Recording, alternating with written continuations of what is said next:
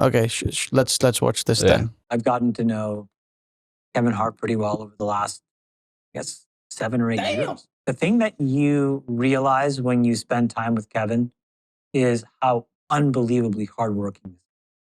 We'll play poker and he wakes up at 6 and he goes to the gym and then he's got 4 or 5 different shoots. And, some days we play poker back to back and then he's back playing again. And I think to myself, how is he able to do all of these things?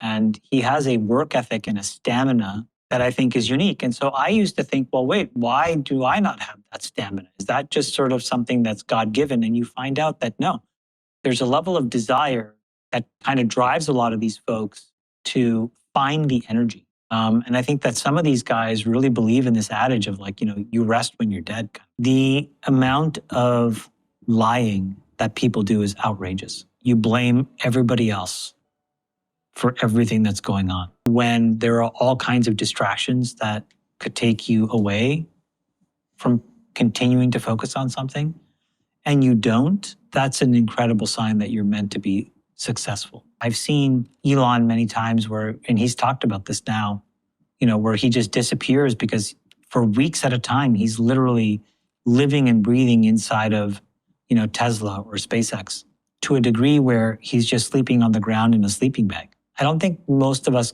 can understand finding that gear, but I think it's all within ourselves. You have to care enough, I think, to try to find it.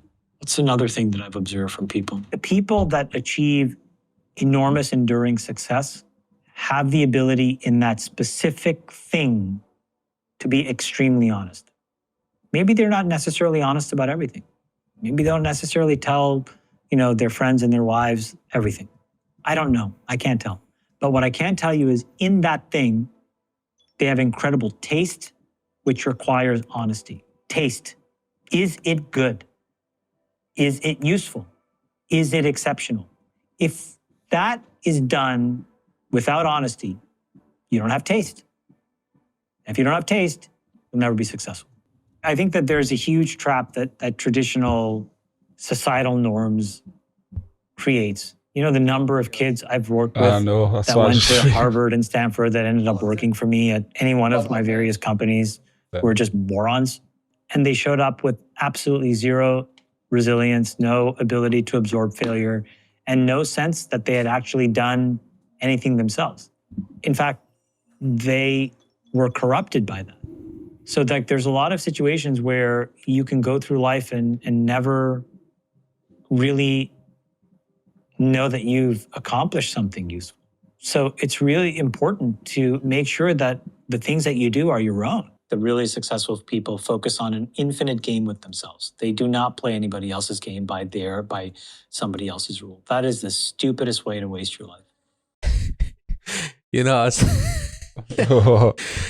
I was just thinking, imagine if the camera just pans out and he's just inside a psychiatric ward or something, and then it just ends with inside the mind of a psycho murderer. I think for me, that video is just more about the title as well of the video that I was wanting to talk about. It's about how just being delusional and people like us who obviously have really big ideas and things that we think of, just being delusional and believing in that reality, even though obviously it might not be your reality at the moment, but believing that one day, if you work hard enough and focus on it, that could be your reality. And then obviously once I got into it, just some of the things that he was talking about there, just like you say, just learning from some of the best people that you work with, just always remembering that it's not about the money and it's not about, do you know what I mean? Those kind of things like... No, I think I agree with that. I've always said that if your goal is making money, then you're going to start blurring lines very, very quickly. But what I liked about him is that honesty,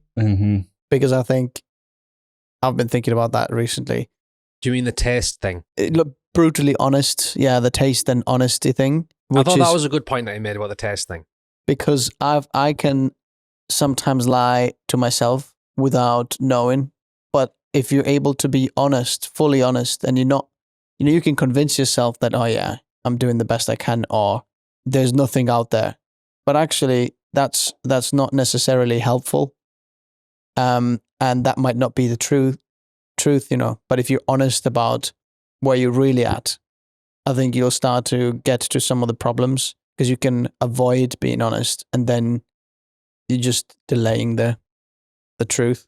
And I liked what you were saying as well about like remembering not to let your emotions take over, because like we've been speaking about a lot recently, like just how life can get stressful and thing that can imagine like your emotions want to take over and you just want to do the kind of things where you probably wouldn't normally do if you weren't under like the emotional stress, or you know what I mean. So just remembering to not let your emotions take over and just always being true to yourself. Yeah. What was your top take from this, Elvis? Like, what do you think? Who is this guy, by the way? He's it's hard to say his name, but it's one of the top investors in America. But he's murdered 7 women, and it zooms out and his arms are wrapped in a bag thing. Yeah, and like, obviously he's friends with all like knows if all like big CEOs and stuff. Hey, you must be honest. Don't let your emotions get at you. No, I'm joking. Yeah, it's good. But I mean, the main thing I took from this is, like I said, the kind of things he was saying about how successful people focus on and being honest, and just being as honest as can, like he said, just not only to yourself but to the people around you. Yeah, I mean, Elvis's mindset is pretty mint. So if you've been listening to this, keep doing it.